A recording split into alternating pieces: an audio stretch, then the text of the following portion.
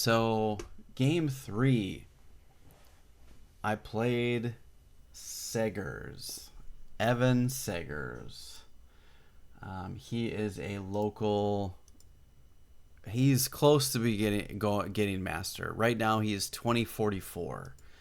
So he's come down in a couple of tournaments, but he's most certainly very close to master strength, and he's on the rise again. So it won't be long before he is gained his master title. So I do, being that he's in our training group with me and James and Greg and Ashish, we've all been working really hard, helping each other out, going over each other's games. We got a good group going.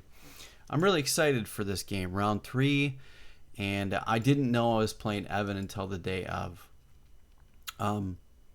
So I was excited, and I thought, well, I knew he was going to play e4, so I thought, well, now I have to decide, what do I play? Do I play French into him? Because he's not familiar with some of my plans in the French. Do I play e5 and play for some sort of gambit that I'm not super familiar with? Do I play c5 and try to go into a Taimanov, which I've been looking at? Or do I play a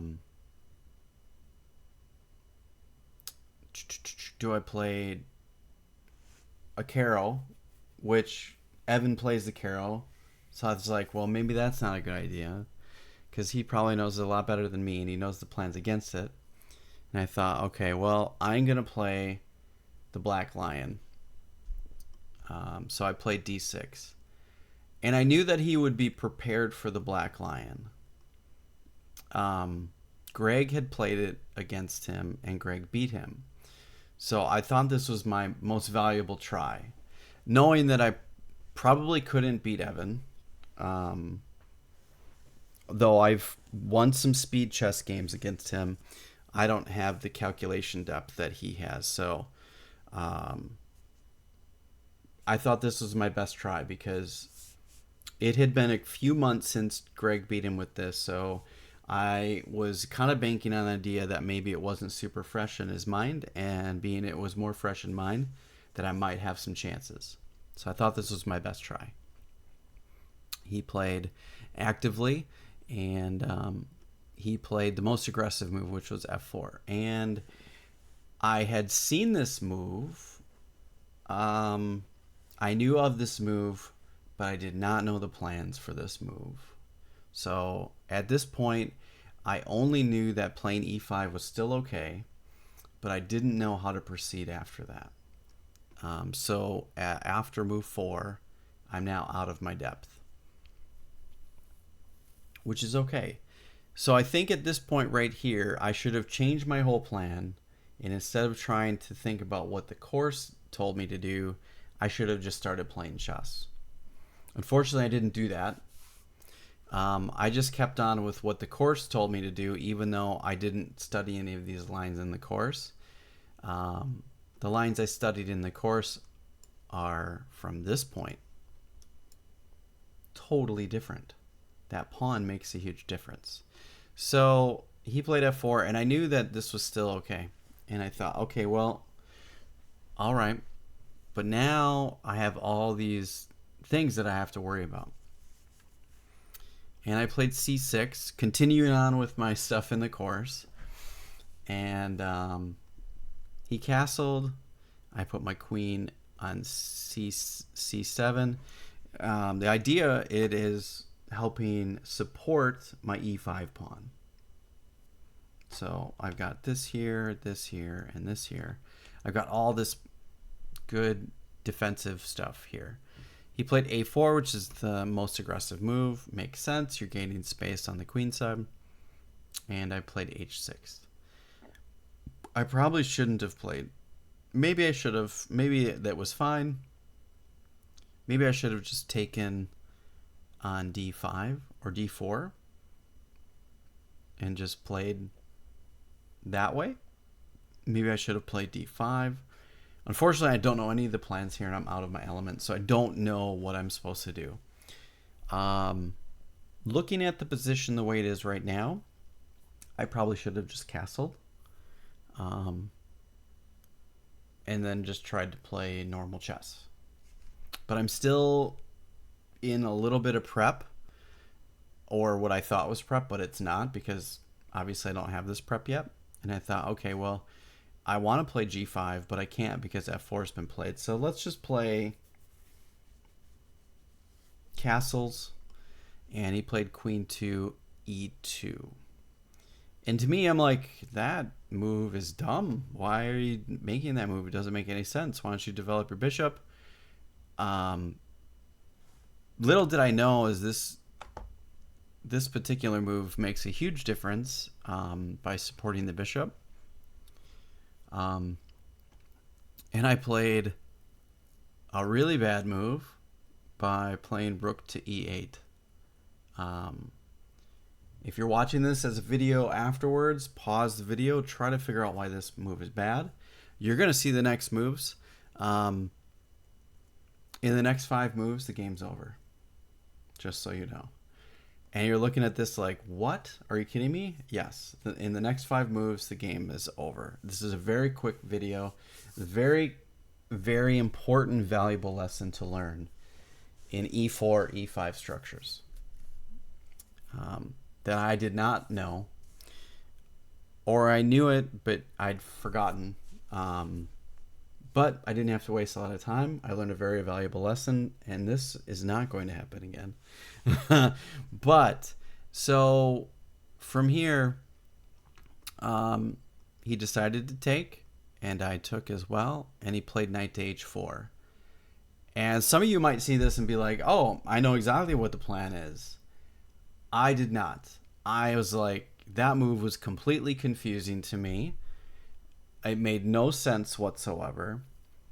I thought, oh, you're just going to give me that pawn? And I'm like, I'm looking at all kinds of things right here. I'm like, oh, I can take the pawn. He might push. He might. So here's the move that this is the move I made. And I thought, oh, well, I did not even consider this as a move, but I considered this, I considered this, I considered this, I considered this, and I considered this. I saw all kinds of moves here, but I did not see the most important move, which I kind of gave away the answer here. But I thought, oh, I'm okay, whatever. And he takes here. And I was like, oh, that's a free bishop. Thanks a lot.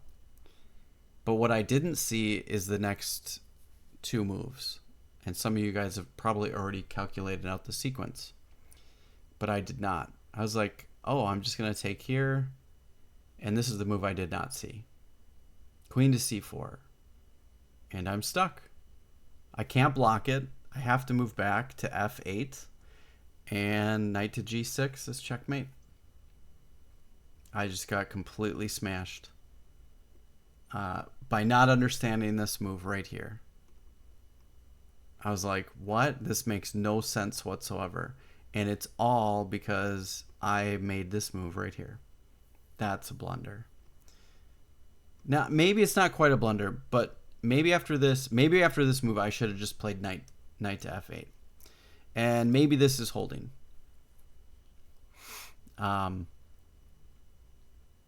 I think maybe this is holding, because if he doesn't take right now, I can then play this and kind of lock things up. If there's sacrifices, I think I'm safe here. I think that kind of saves everything. Taking the pawn is a blunder, but I think knight f8 might have saved it, and we would have continued to have a game. But yeah, I completely missed the idea. I learned a valuable lesson in this game, so kudos to Evan. He even apologized that it was kind of a little bit of hope chess, because he knew that unless I saw the idea, if I did see the idea that knight to h4 is kind of pointless,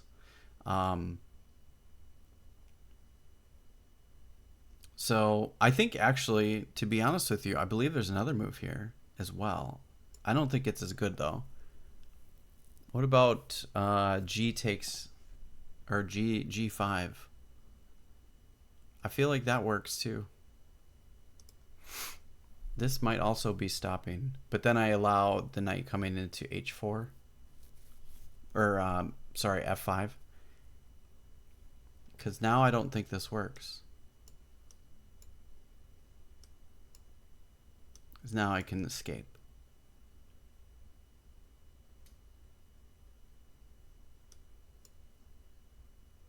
Now what? I'm okay. This is fine, I think.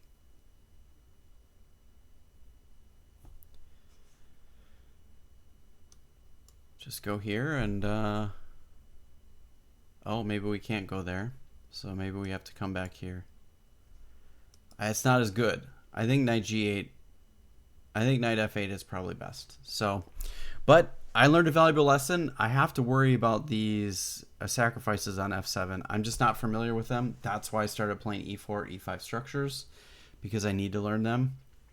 And though it's going to hurt my chess in the short term, I think in the very long term, it's going to help me out tremendously. So Evan taught me a very valuable lesson, and I wouldn't have wanted to learn it from anybody other than him, which is great because he's a great training partner, and